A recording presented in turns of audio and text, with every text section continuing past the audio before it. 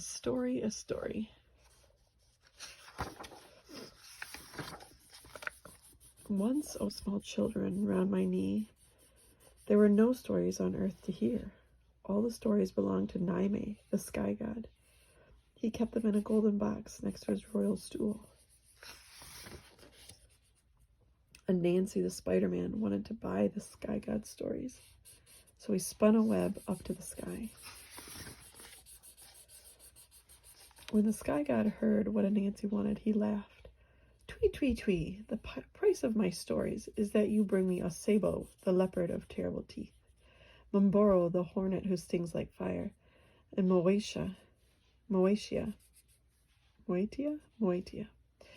the fairy whom men never see. Anansi bowed and answered, I shall gladly pay the price. Tweet, tweet, tweet, chuckled the sky god. How can a weak old man like you, so small, pay my price? But Anansi merely climbed down to earth to find the things the sky god demanded. Anansi ran along the jungle path, yiridi, yiridi, yiridi, till he came to Osebo, the leopard of terrible teeth. Oh ho, Anansi, said the leopard, you are just in time to be my lunch. Anansi replied, as for that, what will happen will happen. But first let us play the binding game. The leopard, who was fond of games, asked, how is it played? With vine creepers, explained Anansi. I will bind you by your foot and foot. Then I will untie you, and you can tie me up. Very well, growled the leopard, who planned to eat Anansi as soon as it was his turn to bind him. So Anansi tied the leopard by his foot, with the vine creeper. Then he said, now, Osebo, you are ready to meet the sky god. And he hung the tied leopard in a tree in the jungle. Next, Anansi cut a frond from a banana tree and filled a calabash with water. He crept through the tall grasses, Sora, till he came to the nests of Mumboro, the hornets who sting like fire. Anansi held the banana leaf over his head as an umbrella. Then he poured some of the water in the calabash over his head. The rest he emptied over the hornet's nest and cried, it's raining, it's raining, it's raining. Should you not fly into my calabash so that the rain will not tatter your wings? Thank you, hummed the hornets, and they flew into the calabash. Fum! Anansi quickly stopped the mouth of the gourd. Now, Mumbura, you are ready to meet the sky god, said Anansi, and he hung the calabash full of hornets onto the tree next to the leopard. Anansi now carved a little wooden doll holding a little bowl. He covered the doll from top to bottom with sticky latex gum. Then he filled the doll's bowl with pounded yams.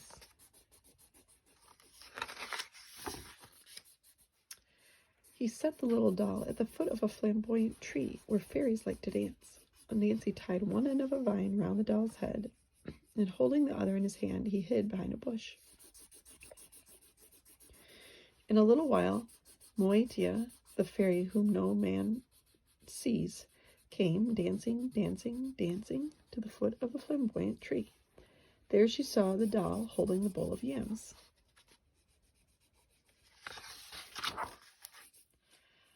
Moetia said, come, baby, I am hungry. May I eat some of your yams?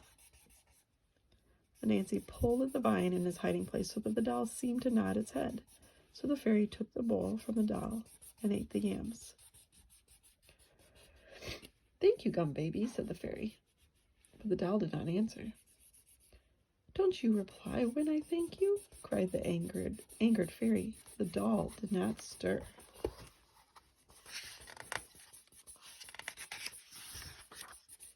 Come, baby, I'll slap your crying place unless you answer me, shouted the fairy. But the wooden doll remained still and silent. So the fairy slapped her crying place. Pah! Her hand struck fast to the Gum Baby's sticky cheek. Let go my hand or I'll slap you again. Pah! She slapped the doll's crying place with her other hand. Now the fairy was stuck to the gum baby with both hands, and she was furious. She pushed against the doll with her feet, and they also stuck fast. Now Anansi came out of hiding.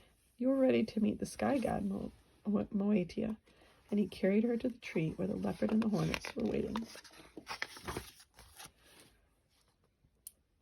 Anansi spun a web around Osebo, Umboro, and Moetia, and he spun a web to the sky. He pulled up his captives behind him and set them down at the feet of Sky God.